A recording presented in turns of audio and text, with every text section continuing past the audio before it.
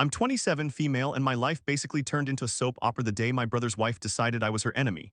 Her name is Ella. She's 34, married to my older brother David, and before that she dated my now fiancé George for 6 months.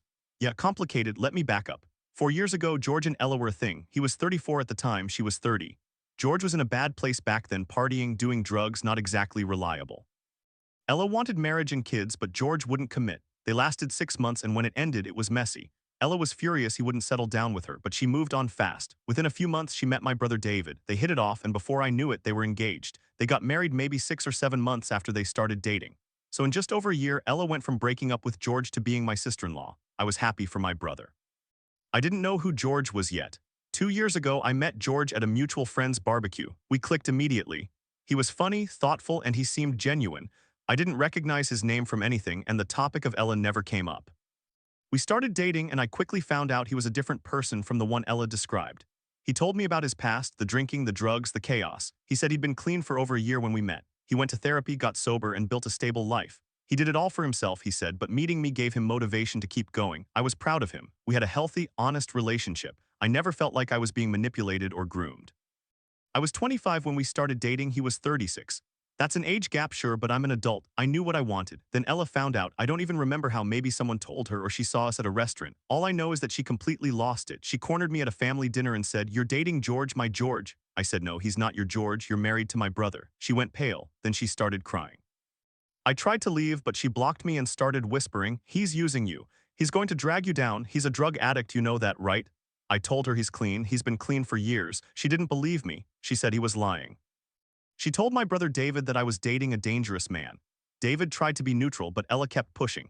She told my parents that George was grooming me, that the age gap was a red flag. She said he was abusive, that he was trying to turn me into an addict like him. None of it was true. George had been sober since before we met. He was in therapy. He was the most stable partner I'd ever had, but Ella wouldn't let it go. Every family gathering became a minefield. She'd make snide comments. She'd send me long texts about how I was making a mistake. I blocked her number after a while. A few months ago, George proposed. We were at a quiet park, just us, and he got down on one knee. No fireworks, no crowd. It was perfect. I said yes. When we told our families, my brother was happy for us. He said as long as I was happy, that's all that mattered. My parents were cautious but supportive. Ella didn't say a word. She just stared at the ring on my finger. Her face went red. That's when things got worse. A few days later, I got a text from a number I didn't recognize. It was a screenshot of a conversation between Ella and someone else. The text said, "Can you believe he proposed to her? He never wanted to marry me. She must be manipulating him. I'm going to prove she's cheating on him." I froze. She was planning to accuse me of cheating on George. She had already started spreading rumors to mutual friends, saying I was seeing someone else behind George's back. She even told David that she saw me with another guy at a coffee shop. David called me and asked about it. I told him it was a lie. He believed me, but I could hear the doubt in his voice. Ella was getting to him. George and I decided to keep our distance from her. We stopped going to family dinners when she was there. We thought if we gave her space, she'd drop it. But she didn't. She escalated. She started telling people that George was still using drugs, that I was covering for him. She said we were both unstable. Then one night I was at my brother's house picking up a Tupperware container. Ella wasn't home. David and I were talking in the kitchen, and he mentioned that Ella had been acting strange lately, always on her phone, secretive. He said she'd been hiding something. I didn't think much of it at the time. A week later, George and I were at his apartment when his phone rang. It was David. Sounded shaken. He said, "Ella left her phone unlocked. I saw a chat log. She's been talking to someone about planting a tracker in your car. She wanted to prove you were cheating." My blood ran cold. A tracker. My own sister-in-law was planning to spy on me, to catch me in a lie I never told. David said he confronted her and she broke down crying, admitting she was still bitter about George. She said she wanted to ruin our relationship. David was heartbroken. He didn't know what to do. He asked me not to call the cops. He said he'd handle it. I agreed, but I was trembling. George held my hand and said, "We need to cut her off completely." That was when everything changed, but I had no idea what was coming next. I'm 27, female, and my life basically turned into a soap opera the day my brother's wife decided I was her enemy. Her name is Ella. She's 34, married to my older brother David, and before that she dated my now fiancé George for 6 months. Yeah, complicated, let me back up. 4 years ago, George and Ella were a thing. He was 34 at the time, she was 30. George was in a bad place back then, partying, doing drugs, not exactly reliable. Ella wanted marriage and kids, but George wouldn't commit. They lasted 6 months, and when it ended, it was messy. Ella was furious he wouldn't settle down with her, but she moved on fast. Within a few months, she met my brother David. They hit it off, and before I knew it, they were engaged. They got married maybe 6 or 7 months after they started dating. So in just over a year, Ella went from breaking up with George to being my sister-in-law. I was happy for my brother. I didn't know who George was yet. 2 years ago, I met George at a mutual friend's barbecue. We clicked immediately. He was funny, thoughtful, and he seemed genuine. I didn't recognize his name from anything, and the topic of Ella never came up. We started dating, and I quickly found out he was a different person from the one Ella described. He told me about his past, the drinking, the drugs, the chaos. He said he'd been clean for over a year when we met. He went to therapy, got sober, and built a stable life. He did it all for himself, he said, but meeting me gave him motivation to keep going. I was proud of him. We had a healthy, honest relationship. I never felt like I was being manipulated or groomed. I was 25 when we started dating, he was 36. That's an age gap, sure, but I'm an adult. I knew what I wanted. Then Ella found out. I don't even remember how. Maybe someone told her or she saw us at a restaurant. All I know is that she completely lost it. She cornered me at a family dinner and said, "You're dating George, my George." I said, "No, he's not your George. You're married to my brother." She went pale. Then she started crying. I tried to leave, but she blocked me and started whispering, "He's using you. He's going to drag you down. He's a drug addict, you know that, right?" I told her he's clean. He's been clean for years. She didn't believe me. She said he was lying. She told my brother David that I was dating a dangerous man. David tried to be neutral, but Ella kept pushing. She told my parents that George was grooming me, that the age gap was a red flag. She said he was abusive, that he was trying to turn me into an addict like him. None of it was true. George had been sober since before we met. He was in therapy. He was the most stable partner I'd ever had, but Ella wouldn't let it go. Every family gathering became a minefield. She'd make snide comments. She'd send me long texts about how I was making a mistake. I blocked her number after a while. A few months ago, George proposed. We were at a quiet park, just us, and he got down on one knee. No fireworks, no crowd. It was perfect. I said yes. When we told our families, my brother was happy for us. He said as long as I was happy, that's all that mattered. My parents were cautious but supportive. Ella didn't say a word. She just stared at the ring on my finger. Her face went red. That's when things got worse. A few days later, I got a text from a number I didn't recognize. It was a screenshot of a conversation between Ella and someone else. The text said, "Can you believe he proposed to her? He never wanted to marry me. She must be manipulating him. I'm going to prove she's cheating on him." I froze. She was planning to accuse me of cheating on George. She had already started spreading rumors to mutual friends, saying I was seeing someone else behind George's back. She even told David that she saw me with another guy at a coffee shop. David called me and asked about it. I told him it was a lie. He believed me, but I could hear the doubt in his voice. Ella was getting to him. George and I decided to keep our distance from her. We stopped going to family dinners when she was there. We thought if we gave her space, she'd drop it. But she didn't. She escalated. She started telling people that George was still using drugs, that I was covering for him. She said we were both unstable. Then one night, I was at my brother's house picking up a Tupperware container. Ella wasn't home. David and I were talking in the kitchen, and he mentioned that Ella had been acting strange lately, always on her phone, secretive. He said she'd been hiding something. I didn't think much of it at the time. A week later, George and I were at his apartment when his phone rang. It was David. He sounded shaken. He said, "Ella left her phone unlocked. I saw a chat log. She's been talking to someone about planting a tracker in your car. She wanted to prove you were cheating." My blood ran cold. A tracker. My own sister-in-law was planning to spy on me, to catch me in a lie I never told. David said he confronted her and she broke down crying, admitting she was still bitter about George. She said she wanted to ruin our relationship. David was heartbroken. He didn't know what to do. He asked me not to call the cops. He said he'd handle it. I agreed, but I was trembling. George held my hand and said, "We need to cut her off completely." That was when everything changed, but I had no idea what was coming next. David told me he'd have a serious talk with her. He did. That weekend, they had a huge fight. Ella screamed at him, said he was choosing his sister over his wife. She tried to turn it around, saying I was the one lying, that the tracker was never real.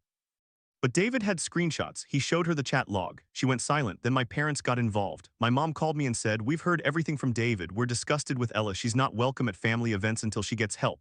I didn't ask what help meant. I just felt relief. Ella tried to apologize. She sent me a long text from a new number. "I'm sorry, I was jealous. I didn't mean it. Please don't ruin my marriage." I didn't respond. I showed George and he said, "She's only sorry she got caught." We went to a family dinner 2 weeks later, the first without Ella. David came alone. He looked exhausted. He said Ella had moved in with her mom for a while. He filed for separation. He told me I can't be with someone who would hurt my own family like that. I felt bad for him. He loved her, but I also felt safe for the first time in months. George and I are planning the wedding for next spring. My brother is my best man. Ella is out of the picture. She tried to destroy us, but all she did was destroy her own marriage. But that's not the only insane story I've got. Let me tell you about my roommate's boyfriend. I'm 21, female, living in a 2-bedroom flat with a roommate I'll call Jess. She's 22. We've lived together for a little over a year. It's fine. We split rent and bills. We're friendly but not close. We respect each other's space. At least we used to. About 6 months ago, Jess started dating this guy. Let's call him Mark. He's 24. At first, he was around once or twice a week. No big deal. I'm not the type to police who my roommate brings over. But slowly, it turned into every single night. I'm not exaggerating. He sleeps over 5, sometimes 6 nights a week. He'll show up on a Monday and not leave until Sunday. I've seen him change his clothes here. He keeps a toothbrush in the bathroom. He's basically moved in. He's not on the lease, he doesn't pay rent, he doesn't buy groceries, he doesn't help with cleaning, nothing. I never said anything because I didn't want to start drama. I figured it was a phase. But then the shower thing started. Mark showers constantly, at least twice a day, sometimes more, and every single time he uses my stuff. My shampoo, my conditioner, my face wash, my razor, even my deodorant. I noticed because my bottle of shampoo went from half full to empty in a week. I'm not even using it every day, I have my own routine. He was going through it like water. At first I thought maybe Jess let him borrow something once, so I moved all my toiletries into my bedroom. I'd carry them back and forth to the bathroom like I'm at a campground. Ridiculous. I mentioned it to Jess casually. I said, hey, can you ask Mark to use his own stuff? I noticed my shampoo's disappearing. She just shrugged and said he probably didn't realize. Didn't do anything. A few weeks later, I got more direct. I told her I wasn't comfortable with him showering here constantly, especially since he doesn't contribute anything. I said I'd feel different if he bought his own products or chipped in for utilities. She got defensive. She said, he just likes to be clean. Why are you so controlling? I was stunned. Controlling? I'm asking a grown man not to use my razor. That's basic hygiene, but I let it slide. I didn't want to fight over it. Then things got weird. I noticed Mark would disappear into the bathroom for an hour at a time. Not just showering, he'd be in there, door locked, running the water. I could hear him moving around. I thought maybe he was doing something else. I didn't want to assume the worst, but it felt off. I started checking my stuff more carefully. One day I found a small plastic bag in the trash can near the bathroom. It had white residue inside. I'm not naive. I know what that looks like. My stomach dropped. I didn't confront anyone. I just started locking my bedroom door. I took photos of the bag. I kept my distance. But the showering kept happening. And now I was scared. What if he was using my stuff for something else? What if he was hiding things in our apartment? I told Jess I wanted to talk. I said, I found something in the bathroom trash. I think Mark might be using drugs. She got furious. She screamed at me, said I was invading his privacy, that I was a judgmental bitch.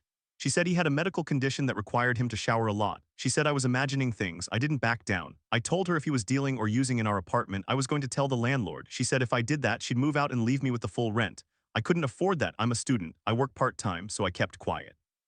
But I started documenting everything. Times he went into the bathroom, how long he stayed, what my stuff looked like after he used it. I even put a tiny mark on my shampoo bottle to see if it moved. It did. Then one night I came home late from work. The apartment was dark. I heard the shower running. I went to my room and saw my door was slightly ajar. I always lock it. My heart started racing. I pushed the door open. My drawers were open. My laptop was gone. I ran to the bathroom and pounded on the door. Mark, where's my laptop? He didn't answer. The water kept running. I heard him curse. I called Jess. She didn't pick up. I called the police. When they arrived, Mark finally came out. He was soaking wet, wrapped in a towel. He looked high, his eyes were glassy. The cops asked him about my laptop. He said he didn't know. They searched the bathroom and found my laptop hidden behind the toilet tank. They also found a bag of meth in his jacket pocket. Jess showed up an hour later. She tried to defend him. She said I set him up. The cops weren't buying it. They arrested him. He had outstanding warrants for dealing. I gave Jess an ultimatum. Either she get him out of our lives permanently or I move out and report her to the landlord for breaking the lease with an unauthorized occupant.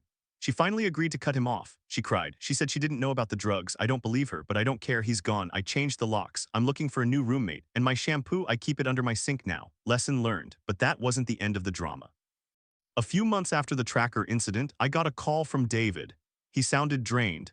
He told me Ella had been going to therapy twice a week, but she wasn't getting better. She was just getting better at hiding her anger. The therapist supposedly told her she needed to take responsibility, but instead she used the sessions to rehearse her side of the story.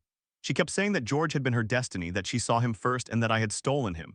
David said he couldn't argue with her anymore. Every conversation turned into a fight. I asked him if he was still living apart from her. He said yes, but she kept showing up at his apartment unannounced. She'd leave notes under his door. One note said, I know you still love me, your sister is poison. He showed it to me. The handwriting was shaky. I felt sick. I told him he should get a restraining order. He said he didn't want to be that guy, but he was close. Then around Christmas, my parents hosted a big family dinner. They invited David, but explicitly told Ella she wasn't welcome. David came alone. He looked thin. He sat next to me and whispered, she called me this morning. She said if I don't come back to her, she'll kill herself. My heart dropped. I told him to call the police immediately. He said he already did. They did a wellness check. Ella was fine. She was sitting on her couch watching TV. She told the cops she was just trying to manipulate him. That was the final straw for my mom. She called Ella and told her never to contact any of us again. Ella screamed into the phone, called my mom a liar, said the whole family was brainwashed. My mom hung up. That night, David filed for divorce. He told me later that the papers were served the next day. Ella didn't respond. She just disappeared for a while. The wedding planning went on. George and I picked a venue in the mountains.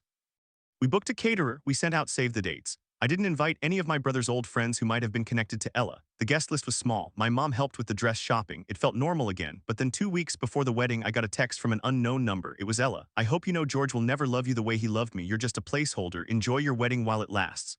I didn't respond. I blocked the number. I told George. He held me and said, "She's wrong. She doesn't know anything. I never loved her. I love you." The wedding day came. It was perfect. The weather was clear. I walked down the aisle and saw George crying. My brother stood next to him as best man. My parents were in the front row. Ella wasn't anywhere.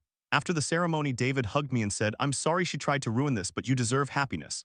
I cried too. We've been married for a year now. George is still sober. He goes to therapy every week. We have a dog. We're trying for a baby. And Ella, she moved to a different state last I heard. David got the divorce finalized. He's dating someone new. Told me he's happy for the first time in years. I don't think about Ella anymore. She tried to destroy my life, but all she did was destroy her own. And as for Jess and her boyfriend Mark, that story kept going too. After the police arrested Mark, Jess didn't speak to me for a week. She stayed in her room crying on the phone with her mom. I could hear her through the walls. She kept saying, "I didn't know, I swear I didn't know." I don't know if I believe her, but I had to live with her. She finally came out one evening. She looked exhausted. She said, "I'm sorry, I should have listened to you. I thought you were just being mean." But he was using the whole time. He was dealing too. He had a whole operation in his car. Ops told me everything. I didn't say I told you so. I just said, "I'm glad you're safe, but I need you to get him out of my life completely. No more visits, no more phone calls, nothing." She nodded. She said she had already blocked him. But then a week later, I found a new toothbrush in the bathroom, a blue one. I asked Jess about it. She got defensive again. She said it was for her brother who was visiting. I didn't believe her. So I started checking the apartment more carefully. I noticed the shower was wet at odd hours. One night I came home at 2 a.m. from a friend's place. The bathroom light was on. I knocked, no answer. I opened the door. Mark was standing there shirtless, holding a towel. He looked at me with bloodshot eyes. I backed away. I called the police. He ran. They caught him 3 blocks away. Jess had let him back in. She was crying, saying he had nowhere to go, that he promised he was clean. I told her she had to leave. I couldn't live with her anymore. She moved out that weekend. I had to pay full rent for a month until I found a new roommate. The new roommate is a quiet girl named Rachel. She works at a bookstore. She doesn't shower more than once a day. She buys her own shampoo. She's never late on rent. We get along fine. I saw on the local news that Mark was sentenced to 2 years in prison for possession and dealing. I felt a weird relief. He's off the streets. Jess moved back in with her parents. She texted me once a few months ago saying she was in therapy. I replied, "That's good. That's all." I still carry my toiletries to the bathroom sometimes out of habit, but I'm slowly letting myself relax. I learned that trust can be broken in 1,000 small ways: borrowed shampoo, hidden laptops, broken locks. But I also learned that you can rebuild a life, one shower at a time. After the wedding, I thought I could finally breathe, but Ella wasn't done. A month after we got back from our honeymoon, I got a friend request on Facebook from a fake profile. The profile picture was a stock photo of a sunset. I accepted it out of curiosity. Within a day, that account sent me a message. "You think you won, but everyone knows what you did. You stole a man from your brother's wife. You're a homewrecker." I didn't respond. I blocked it. But then another fake account appeared, and another. Each one had a similar message. Some mentioned my mom by name. One said, "Your mother should be ashamed of raising such a slut." I screenshotted everything. I called the police. They said they couldn't do much unless I could prove who was behind them, but I knew it was Ella. I told George. He was furious. He wanted to confront her directly, but I begged him not to. I said she wanted a reaction. We ignored it. The messages kept coming for 2 weeks, then stopped. I later found out from David that Ella had been admitted to a psychiatric hospital for a 72-hour hold. She had shown up at his workplace screaming that I had put a curse on her. Security called the cops. She was sectioned. David said it was the saddest thing he'd ever seen, but he also said it was a relief. She was finally getting real help. During that time, David sent me a long text. He apologized for ever marrying her. He said he had ignored red flags from the beginning. He told me that when they first started dating, Ella would talk about George obsessively. She'd say things like, "He was the one who got away, and I bet he regrets letting me go." David thought she was just venting. But then after we got together, she started comparing everything. She'd say David wasn't romantic enough, that George had bought her flowers every week. David laughed bitterly in the text. He said, "George never bought her a single flower. I know because I asked him. She made it all up." That was the moment I realized how deep her delusion ran. She had built an entire alternate reality where she and George were soulmates and I was the villain who destroyed it. There was no reasoning with that. The only thing I could do was protect myself and my family. After Ella got out of the hospital, she moved in with her parents 2 states away. David filed for divorce by publication because she wouldn't sign the papers. It took 6 months, but it was finalized. He told me the judge granted him everything: no alimony, no assets split. Ella didn't even show up to court. She had checked out completely. A year after the wedding, I got a letter in the mail, no return address. Inside was a single page. It was from Ella. She wrote that she was sorry for the fake profiles. She said she was in treatment and had been diagnosed with bipolar disorder with psychotic features. She said she knew now that she had projected her anger onto me. She asked for forgiveness. I didn't answer. I tore the letter up and threw it away. I wasn't ready to forgive. Maybe I never will be, but I'm not angry anymore. I'm just grateful she's out of our lives. George and I bought a house last spring. We have a golden retriever named Mabel. She sleeps at the foot of our bed. I got pregnant 3 months ago. We haven't told many people yet. My mom cried when I told her. My dad hugged me. David is dating a woman named Rachel. She's a kindergarten teacher. She's patient and kind. I see them at family dinners now. He smiles a lot more. That's what I hold on to, not the hate, but the healing. And for the roommate, that story had a final chapter too. After Jess moved out, I had a month of living alone. It was quiet. I could leave my shampoo in the shower without worrying. I could lock my door and know no one would break in. But I also felt paranoid. Every time I heard the water running in the bathroom, my heart would race. I'd check the lock twice before bed. It took time. Rachel moved in 6 weeks after Jess left. She's a quiet girl from Ohio. She works at a used bookstore. She pays rent on time and never has guests over after 10. The first week, I noticed she had bought her own toiletries, shampoo, conditioner, body wash, deodorant. She kept them in a caddy in the bathroom. I almost cried. It felt like a sign that normalcy was possible. One night, we sat on the couch and watched a movie. She asked about the empty bedroom. I told her briefly that my previous roommate had a boyfriend who didn't respect boundaries. She nodded and said, "That sucks." I had a roommate in college who used my razor. I caught pink eye. We both laughed. It was a small moment, but it was the first time I felt safe in my own home again. I still think about Mark sometimes. I saw his mugshot online. He looked gaunt, hollow-eyed. I wondered if he ever thought about the laptop he stole or the meth he sold. I wondered if he ever thought about how he affected Jess. She tried to reconnect with me a few months ago. She sent a long email saying she had been in rehab for a month, that she had gotten clean herself. She said Mark had introduced her to meth and she had been hiding her own addiction. She said she was sorry for lying. I didn't reply. I couldn't let her back in. I had to protect my peace. I'm not angry at her either. I'm just aware that some people bring chaos and you have to choose not to be part of their storm. I learned that from George, actually. He told me once that the reason he cleaned up his life was because he didn't want to be the person who hurt people anymore. He wanted to be someone worthy of love. I think about that when I look back at the tracker my girlfriend hid in my car. At the time, I thought it was the end of my relationship. But it was really the beginning of me trusting my instincts. So yeah, that's my story. 2 stories really. Both taught me the same lesson. You can't control what other people do. You can only control how you react. And sometimes the best reaction is to lock your door, keep your shampoo in your own hands and walk away. But before I get to that ending, let me tell you how it all started. I met George at a coffee shop near my work. I was 25, fresh out of a bad relationship, and I wasn't looking for anything serious. He was older, 36, but he didn't act like it. He was funny, self-deprecating, and he listened. Not the way some guys listen, waiting for their turn to talk. He actually heard what I said. We exchanged numbers, and within a week we were texting every night. He told me he had a past. He said he used to party hard, do drugs, screw up relationships. But he said he was done with all that. He said he wanted to be someone different. I believed him. 2 months in, he invited me to meet his family. I was nervous. I dressed up, brought wine, did all the right things. His mom hugged me tight. His dad shook my hand. It felt normal. Good. Then my phone buzzed. It was my brother David. He said, "Hey, you're not going to believe this. Your new boyfriend used to date my wife." I almost dropped the phone. I stepped outside and called him. He told me that Ella, his wife, had recognized George from a photo I posted online. She had a meltdown. She screamed that I was dating her ex, that I did it on purpose to hurt her. I felt sick. I hadn't known. How could I have known? George never mentioned her name. He only said he'd been in a short, toxic relationship years ago. I went home that night and confronted him. He turned pale. He said, "Ella, that's your brother's wife." I nodded. He sat down and rubbed his face. He said they had dated for 6 months, 4 years ago. It ended badly because she pressured him to get married and have kids, and he wasn't ready. He had been using cocaine back then. He said she tried to make him jealous by dating other guys, but when that didn't work, she flipped. She spread rumors that he was abusive. He broke it off clean. He thought she was out of his life forever. Then he met me and she was suddenly back. I told my parents. My mom was skeptical. She said, "Are you sure he's telling the truth? Maybe he's the one who's lying." My dad stayed quiet. David was caught in the middle. He loved Ella, but he loved me too. He told me, "I know she has a temper, but I don't think she'd lie about something this big."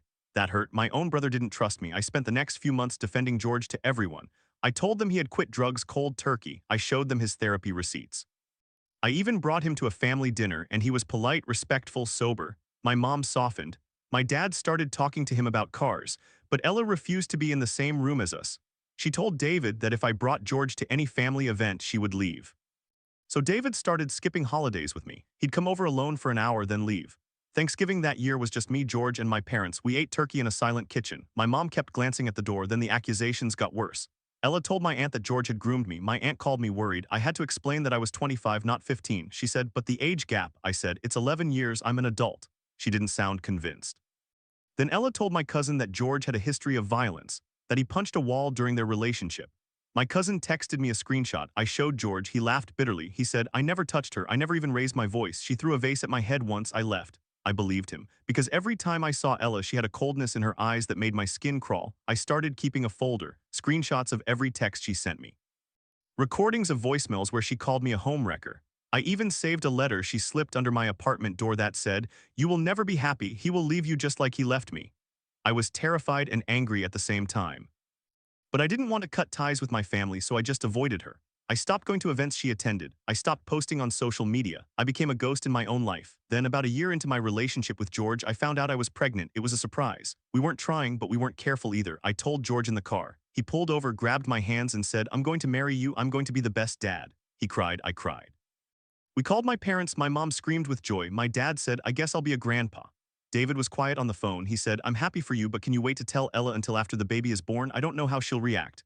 I agreed. I didn't want the stress. We planned a small wedding, just close family, a backyard ceremony. I bought a white dress off the rack. George wore a suit he'd had for years. My mom baked a cake. It was simple, perfect. David came alone. He told me Ella was at her mother's house sick. I didn't ask if that was true. I didn't care. On that day, I felt free. But a week after the wedding, I got a text from an unknown number. It said, "Congratulations. You stole a man who never wanted you. He only married you because you're young and easy to manipulate." I knew it was Ella. I blocked it. Then another number popped up. Then another. Each time the message was different, but the tone was the same, bitter, obsessed. I told George. He wanted to call the police. I said no, it would just make her worse. We changed our phone numbers. We moved to a new apartment. We didn't tell anyone our address except my parents.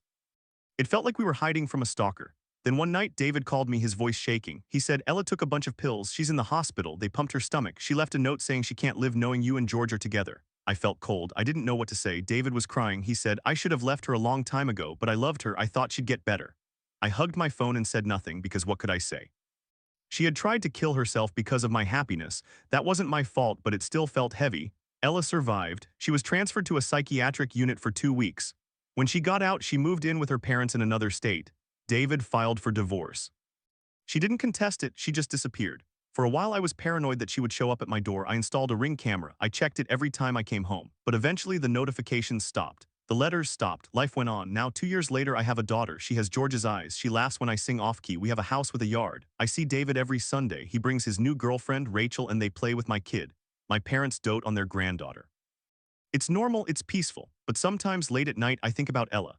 I wonder if she's okay. I wonder if she still thinks about me. I don't wish her harm. I just wish she had never existed in my life. And I think about that letter I tore up. Maybe one day I'll forgive her, but not today, not tomorrow, maybe not ever. That's the thing about people like Ella. They don't know how to let go. They hold on to a version of reality that never existed. And you have to choose to walk away, even if it means leaving behind pieces of your own family. I did, and I don't regret it. I never thought I'd be the type to snoop through someone's stuff.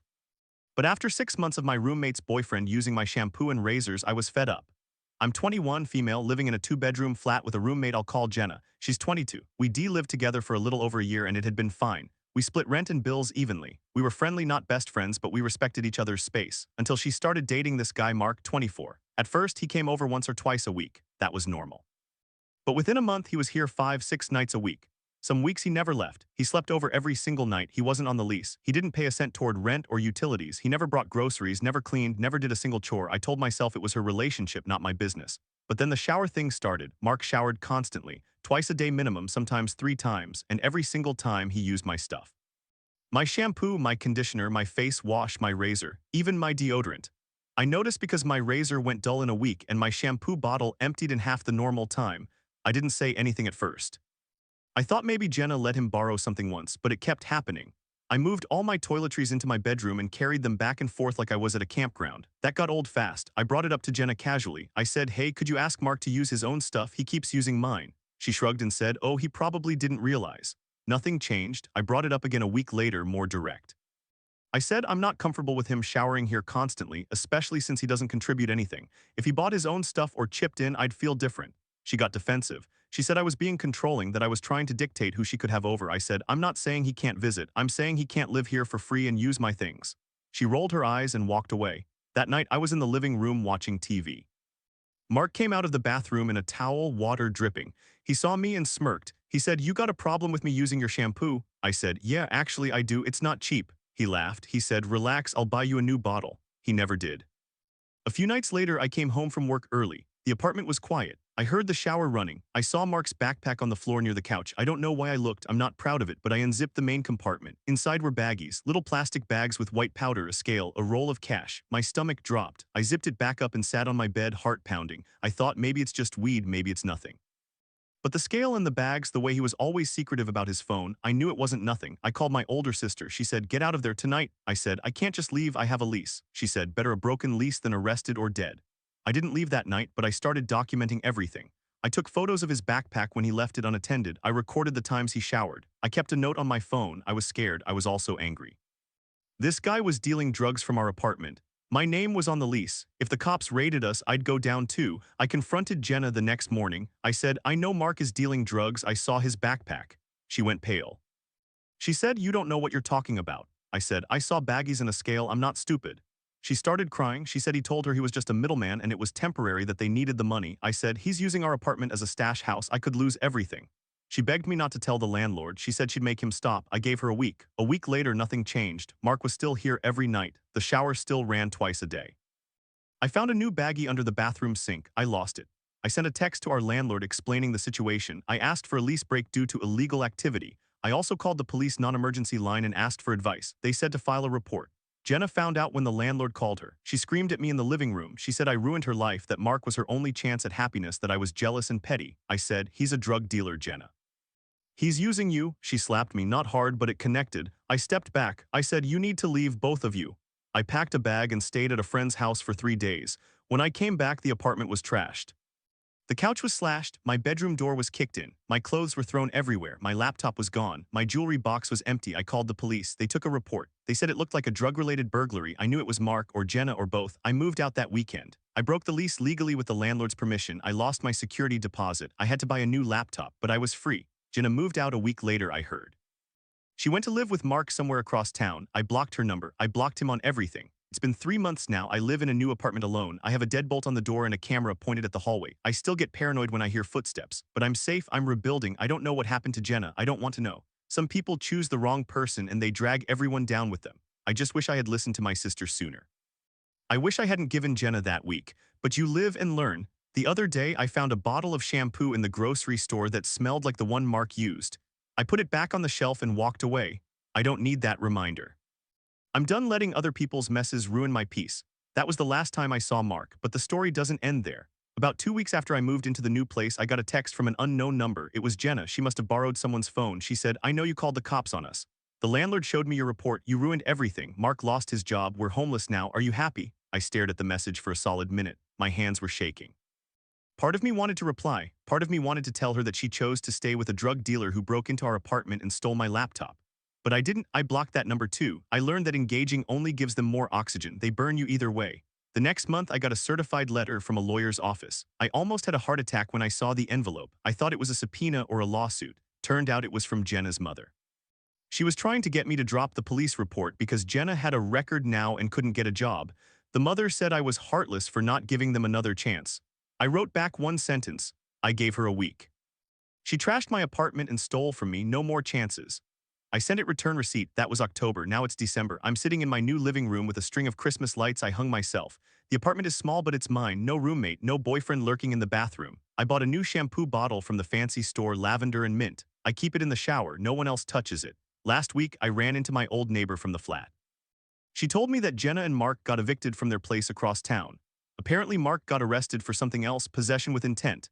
Jenna posted bail for him and then he disappeared. She was alone, crying in the parking lot. The neighbor said she looked broken. I didn't feel joy. I didn't feel pity either. I just felt tired. I thought about all those nights I carried my shampoo back and forth like a camper. I thought about the baggies in the backpack. I thought about the slashed couch. I went home and took a long shower, my own products. I stood there until the hot water ran out. Then I dried off, made tea, and watched a movie. Sometimes peace is just that simple. You survive, you rebuild. You stop looking over your shoulder. I still check the deadbolt twice before bed. I still have the camera pointed at the hallway. But the notifications are rare now, just the mailman, just the neighbor walking her dog. Life gets quiet, and quiet is good. Maybe one day I'll rent a place with a yard. Maybe I'll get a dog. For now, I'm just grateful that I trusted my gut. I should have trusted it sooner. I should have said no the first time Mark used my razor. But I'm saying it now.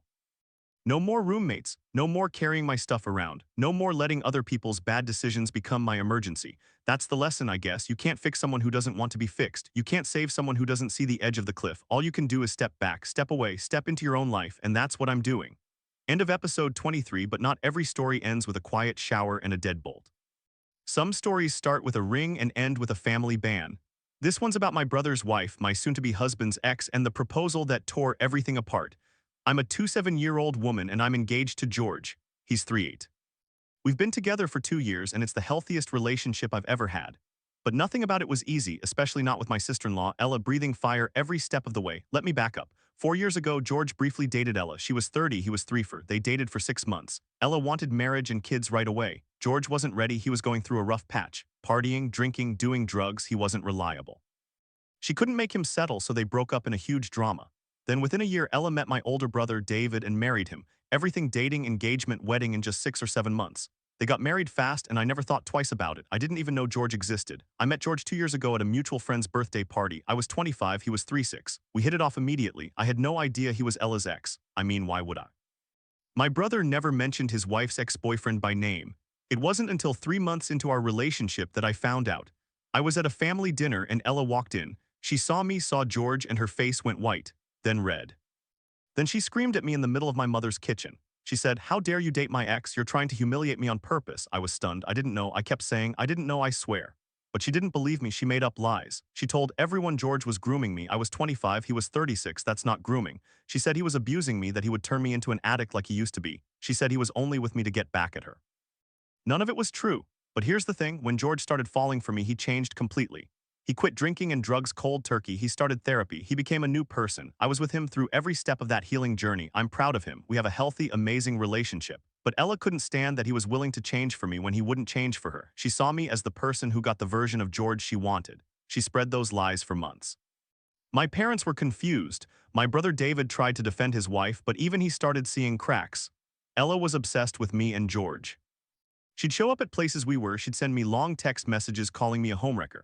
I saved every single one. Then about 6 months ago, George proposed. He took me to a quiet restaurant where we had our first date. He got down on one knee and asked. I said yes. The ring was simple, a thin gold band with a small diamond. It was perfect. We decided to tell my family at a Sunday dinner. My parents were happy. David looked uncomfortable. Ella sat there with her arms crossed. She didn't say a word the whole meal. I thought she was just being bitter, but I didn't care. I was happy. 2 weeks later, I got a call from an unknown number. It was my brother's phone, but it was Ella. She was hysterical. She screamed, "You think you're so special? He proposed to me first. I have the ring to prove it." I said, "What are you talking about?" She said, "George proposed to me 4 years ago." I said, "Yes." Then he took it back. "I still have the ring. You're just his second choice." I didn't believe her. I hung up. I called George immediately. He sighed. He said, "I never proposed to her. She's lying. I bought her a promise ring after a month, but I never proposed. She's trying to twist it." He sent me a screenshot of a text from her from 3 years ago where she threatened to destroy his reputation. He had kept it. I showed my parents. They were furious. My dad said, "Ella is not welcome in this house until she apologizes." My brother David called me crying. He said, "I didn't know she was that obsessed. She's been lying to me too." He told me that she had a box in her closet with old photos of George, a promise ring, and letters she wrote to him that she never sent. He found it after I told him. The next weekend, we had a family meeting. Ella showed up uninvited. She burst through the door holding a small velvet box. She opened it. Inside was a cheap silver band with a fake diamond. She yelled, "See, he gave me this. He promised to marry me." George stood up. He said, "That's a promise ring, Ella. I gave it to you after a month. I never proposed. You're delusional." My mom took the ring and examined it. She said, "That's not even real silver." Ella screamed. She accused my mom of being biased. She accused George of trying to gaslight her. She pointed at me and said, "You'll never be happy. He'll leave you like he left me. You're just a placeholder." I didn't scream. I just looked at her. I said, "I'm not a placeholder. I'm his fiancé and you need help." My brother David stood up. He said, "That's enough, Ella. We're going home and we're going to talk about this." She pushed him away. She said, "Don't touch me. You're all against me." Then she turned and walked out. That was 4 months ago. I haven't seen her since. My brother and I have been texting. He told me that Ella refused to go to therapy. She started posting passive-aggressive Facebook statuses about homewreckers and toxic families. My parents blocked her. My brother moved out of their shared apartment. He's staying at a friend's place. He said he's filing for divorce. At our last dinner, my mom said, "Ella is not invited to the wedding." I said, "I know." George held my hand under the table. My brother said, "I'm sorry she did this. I should have seen it earlier." I said, "You couldn't have. She hid it well." But I think he knew deep down. He just didn't want to admit it. Now I'm planning the wedding. George is 6 months sober. We're looking at venues. My brother is my best man. My parents are paying for the catering. It's small, just 60 people, and Ella will not be there. I still get a pit in my stomach when I see a silver ring. But I don't let it ruin my day. I know the difference between a promise and a proposal. I know the difference between someone who changes for you and someone who just wants to own you. That's the thing about bitter people. They think the past is the only future that matters. But George and I were writing a new story. One where he's clean, I'm happy, and Ella is just a footnote. A bitter, angry footnote that my brother is finally erasing.